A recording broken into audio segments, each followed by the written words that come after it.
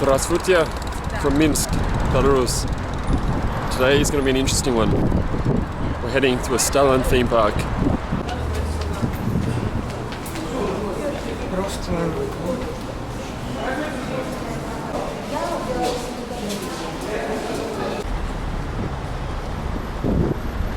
I'm heading to the central bus station now to try and find a bus to the Stalin theme park. At the bus station now. Central bus station in Minsk.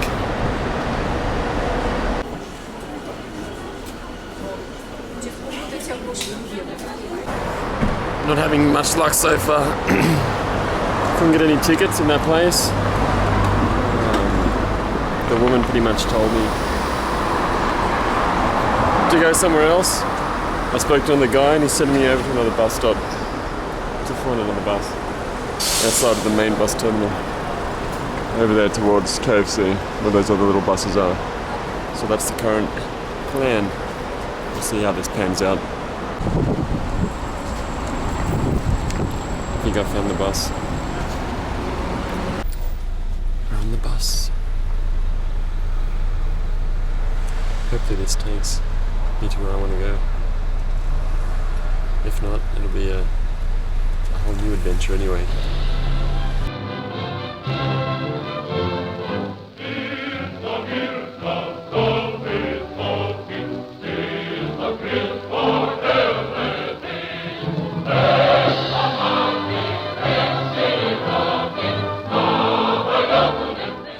So I just got let off the bus. And here we are,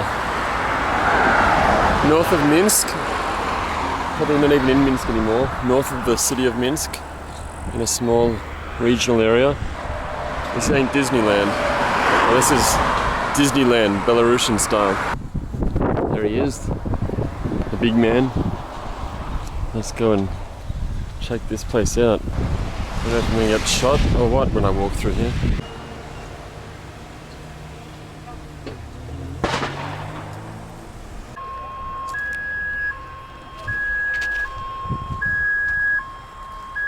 Gee whiz, so I just heard this huge sound.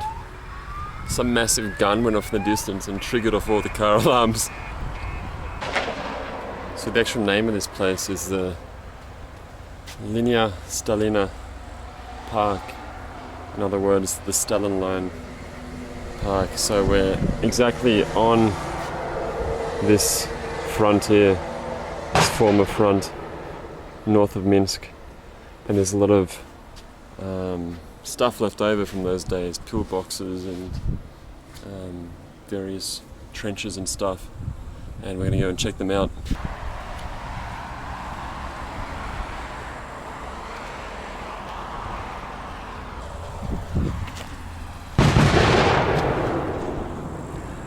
Well, that woke me up a bit.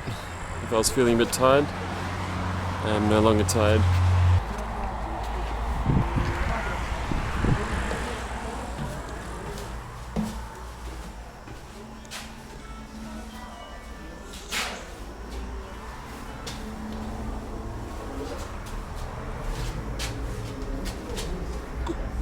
No space down here.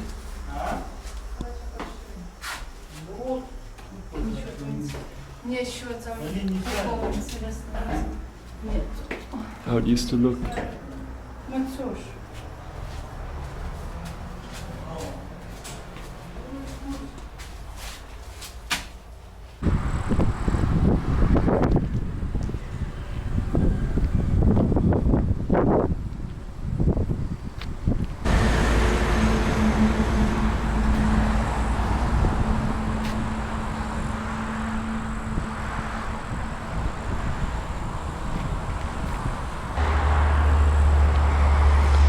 Russians were very big with their tanks back in the day, always improving their models and producing a lot of tanks during the war times. These tracks.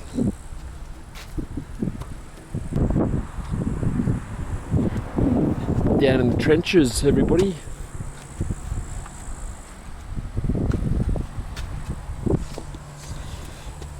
This is what it would have been like back during the war, trying to hold out the German invasion into Russia, that have been stuck down here for weeks and weeks and months, worried about what was to come from the West. I don't think I would have done too well down here because, look, everyone can see me when I'm standing up. I think my knees would have got very sore from bending the whole time like this. Wouldn't have been fun either way.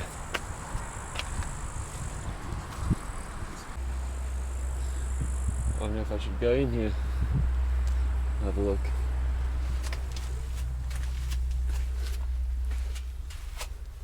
Oh my god, so much mud down here.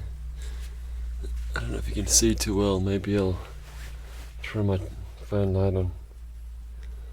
But this would have been just a little area to rest, I guess, for the troops. Look, you can already tell how unpleasant it would have been, because even today it's filled with mud.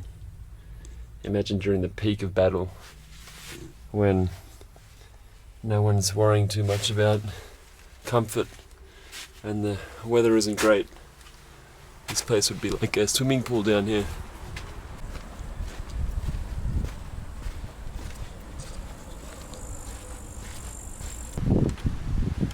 Would have been fun to shoot some of these things back in the day.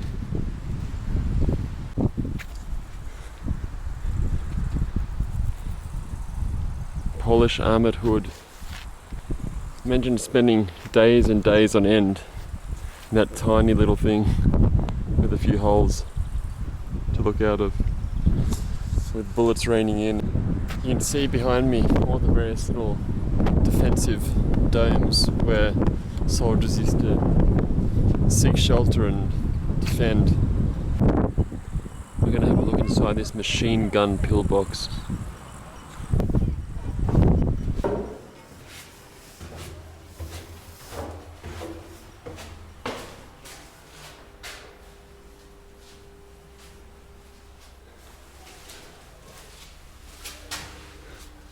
A few little peepholes.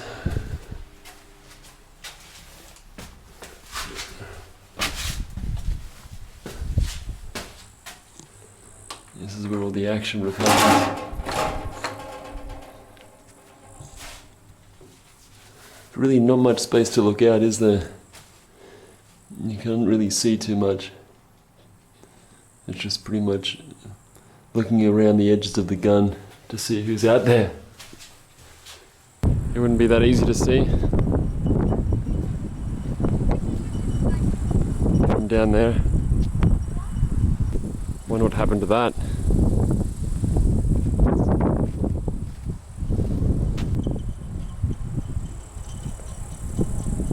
Interesting to see the materials used to make these things.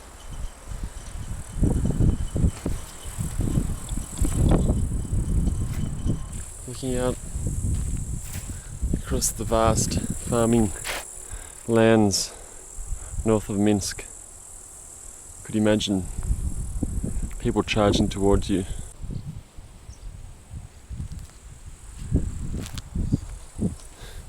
Wonder how many of those guys would have been wriggling about back in the war years with all the soil and moisture. They would have been the happiest creatures in this part of the world, I think. Massive gun though. There's a smaller guy.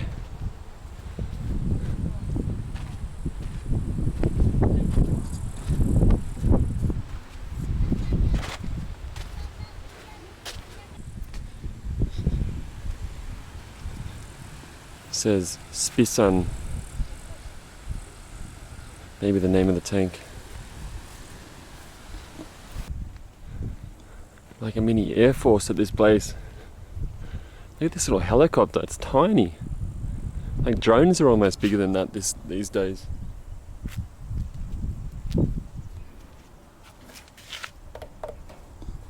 Looks like there's only 2 seats or so in there.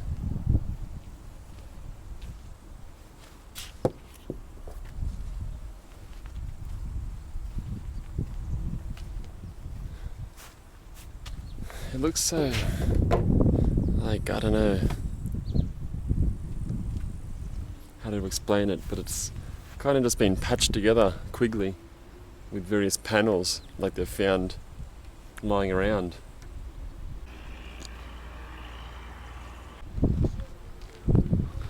Some of the various planes that they used to use in their aerial warfare campaigns. The first mass-produced fighter in the world to reach 3,000 kilometers per hour. Intelligence bomber. It was used during the Syrian-Israeli conflict, Iran-Iraq war, and the Persian Gulf War. Look at the nose on this thing. I wonder what the purpose of these things is. It's like a sharp point. I don't really even know where the boundary of this place is. There's no fence or anything, you just walk off into the woods. There's parts and bits of metal, scrap metal all over the place. I don't know what are exhibits and what aren't sometimes. I shouldn't be in here, I don't think.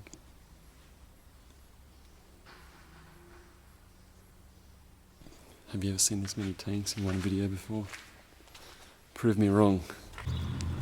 Maybe I've said this before, but it isn't a true Soviet Union experience until you find one of these. The classic Lenin head.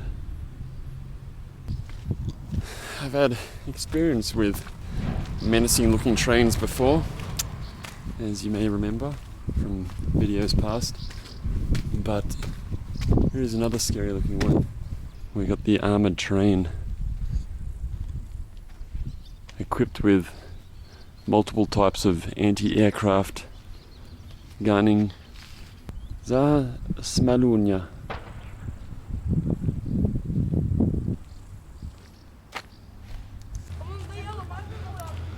Some of the different weaponry that was used.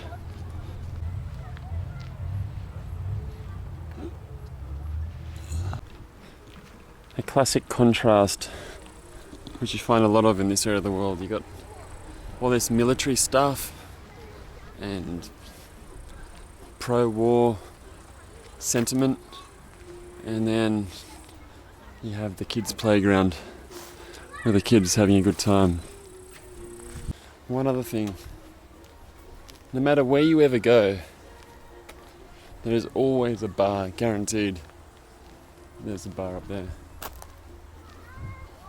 It must be written in the law or something that every type of park or business or station, terminal has to have a bar, and this place is no different.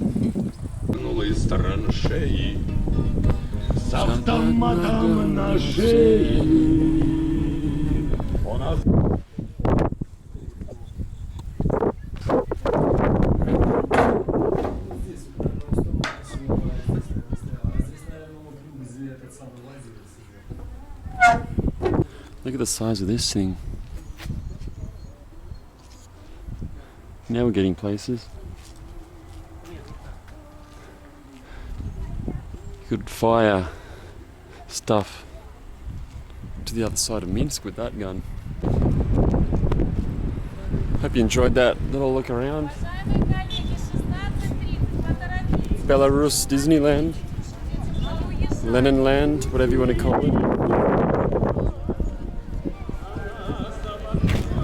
Until the next crazy adventure or experience. До свидания.